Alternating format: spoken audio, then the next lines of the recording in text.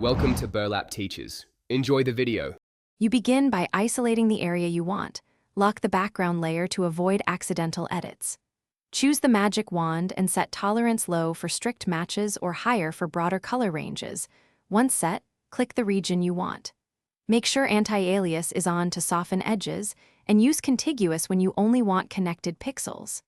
If selection misses small gaps, hold Shift and Add or Alt to subtract, so you shape the selection precisely before moving to fills or masks.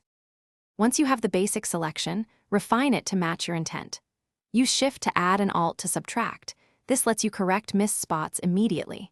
To blend pasted fills, apply a small feather or expand by 1/4px. This avoids hard edges that reveal the edit. Convert the selection into a new layer or a layer mask so you can paint or transform non-destructively. Make sure to rename and group layers to maintain an organized workflow as you proceed. You finish by filling, transforming, or exporting the selected area. When painting inside, enable Preserve Transparency so strokes stay confined. Once satisfied, deselect, Ctrl-D on most systems, and merge layers only when you no longer need reversible edits. If the magic wand selects odd pixels or won't respond, make sure layer opacity is 100%, clear any active masks, and restart Sketchbook. If that fails, redraw the region with the lasso tool.